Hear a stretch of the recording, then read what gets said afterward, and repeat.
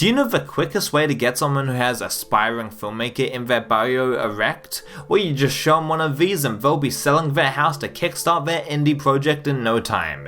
In all sincerity, making a movie is an excruciating task and typically requires tons of manpower and time to finish one, especially if it's feature length. There are a considerable amount of movies though that look at the filmmaking process from many points of view, a writer's perspective, a director's perspective, so on and so forth, or all of the above. So I thought today we would discuss a few movies about filmmaking, as they are honestly some of the most inspiring films you can watch if you're interested in the craft on any level.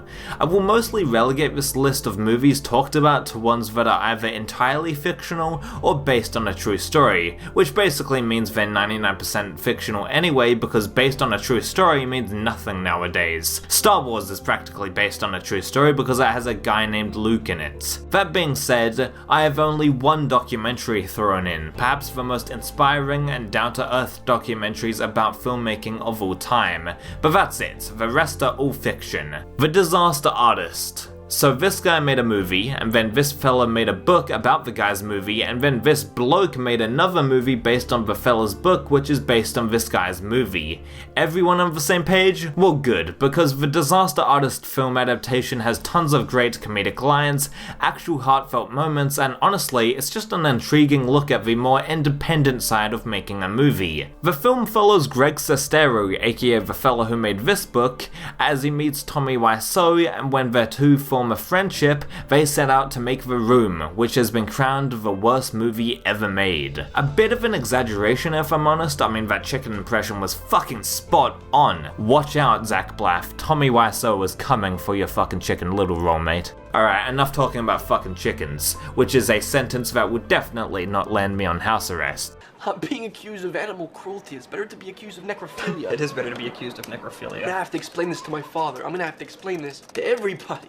The Disaster Artist also goes to great lengths at showcasing each facet of making a film. The writing, casting, production, and finally, when the movie reaches its climax, we see The Room's exhibition, with that scene in particular being quite emotional, elevated though by well-timed humour. I do recommend The Disaster Artist a good amount, but it's probably not the ideal movie to learn about filmmaking. It's more about who Tommy Wiseau is, the mystery surrounding him, and of course what happened to The Room that made it such a critical flop. Those are its main strengths, and while it is a little educational, I would just go to film school instead.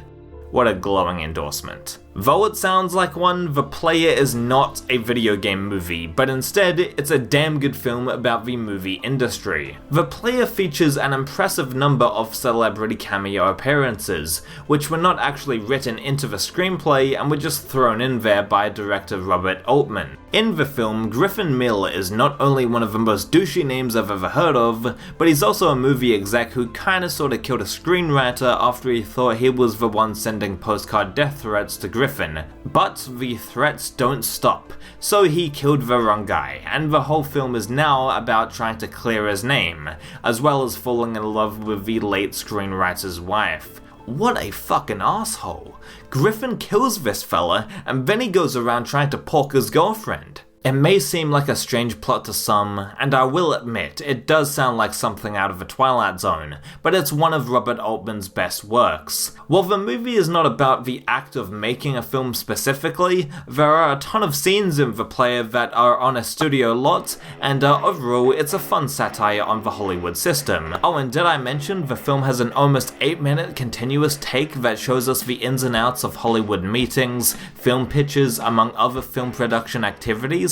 Yeah, this long shot is probably the highlight of The Player, and perfectly illustrates the chaotic and time-crunched nature surrounding Hollywood filmmaking. Now, if you grow up making amateur parodies or fan projects about your favourite film properties, I would wholeheartedly recommend Be Kind of Rewind, released in 2008. Starring Jack Black and Mos Def, the film encapsulates what it means to be a no-budget filmmaker and how much you can succeed without any professional equipment or actors. Be Kind Kind Rewind is about a local video store getting all their videotapes erased, in a rather comedic and unexpected way, mind you, and then two employees have to recreate the films from scratch with only a shitty camera and their own creativity. Further on in the movie, more and more people take notice of what these guys are doing, and it becomes a whole community effort, which is actually very realistic. When people find out that someone is making movies in real life, even if they are low budget or whatever, they immediately become interested and more often than not, are eager to help. As touched upon before, Be Kind Rewind is a no-budget filmmaker's bible, and the way they go around recreating movies like Ghostbusters or 2001 is quite inventive, considering the circumstances they are under. While this isn't a laugh-out-loud kind of movie and is more niche than other comedy movies out there, this did make me chuckle, and for those growing up with VHS and all of that kind of stuff, they'll get a huge kick out of it. I mean, I'm a millennial twat who was born in 2000, but still, the humor wasn't lost on me. Great cast, heartfelt moments, some subtle jokes that will get a good laugh out of film buffs. Go check it out. Let's switch gears and talk about a horror movie featuring James Caan. No, not that one.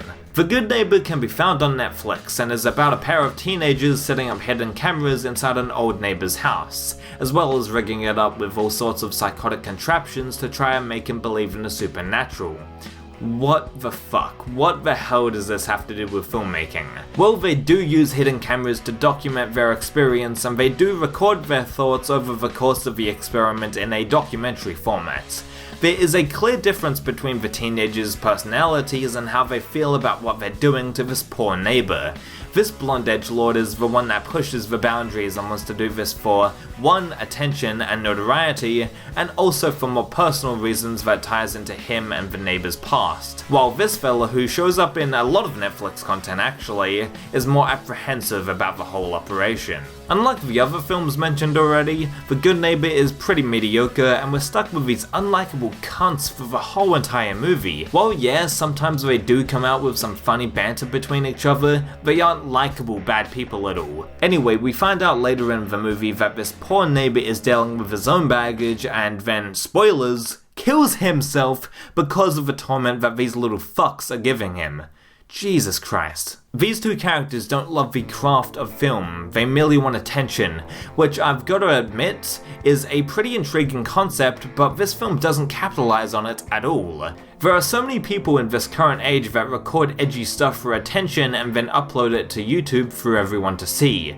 These types of people actually exist, but the film does nothing to add actual commentary about these people or the issue of going too far with social experiments or just recording stuff that you aren't supposed to. The movie does nothing with this idea, and it's totally wasted potential. Anyway, here it is. Probably my favorite movie about making movies, or at least the most inspiring, and it's called, well, American Movie. If I had to recommend only one movie out of all of these, watch this one. It presents a normal dude who just wants to make a film, and after setback after setback after setback, he is still determined to get his vision made, even if it's just a short. Who cares? At least he got something out there and people saw it.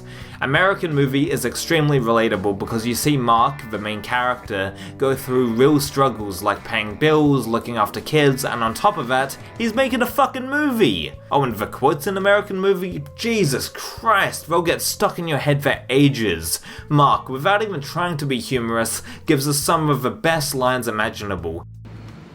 They're making a mockery out of my words, man. This whole thing is turning into a theatrical mockery. You understand that, Mike? No. Well, you will. I'm gonna go in there flying, man, and read this fucker like it's supposed to be read, because I've had it. You stupid fucking bitch! This is 186 fucking minute phone call at goddamn prime time! There's some corny dialogue that would make the Pope weep, and I've got to resurrect that, so to speak. Last night, man, I was so drunk I was calling Morocco, man. Trying to get to the Hotel Hilton at Tangiers in Casablanca, man. That's pathetic, man. Is that what you want to do with your life? Suck down peppermint schnapps and try to call Morocco at 2 in the morning? That's senseless. But that's what happens, man. I said, check this out. Fuck this, man. I'm sorry for erasing that, but it's 3,000 units for 45 grand. And action. Motherfucker! Motherfucker! Oh man, you alright? It's alright, it's okay. This, Jesus told me so. There's something to live for. Okay, cut, take 31. So yeah, I can't praise this documentary enough. It's alright, it's okay, go watch the movie, you'll be hooked, Jesus told me so. Even with movies discussing the filmmaking process, the best YouTube channel to go for when it comes to filmmaking, especially if you want to hear an independent, no-budget perspective, is Cinemassacre. James Rolfe, the man behind The Angry Video Game Nerd, among other hit web series, is the best person to watch if you want to be inspired. Anyway, I'd love to hear your favourite movies about filmmaking, or hell, even some YouTube channels you recommend that discuss the process. And yeah, I know I missed some of the other well-made movies about filmmaking, like Ed Wood, Tropic Thunder, Shadow of a Vampire, Evil Ed, and so much more, but I don't know, I just stuck to films that personally jumped out at me. Oh shit, this video is up to 10 minutes? Kick fucking ass. I am gonna lay down, my throat is killing me.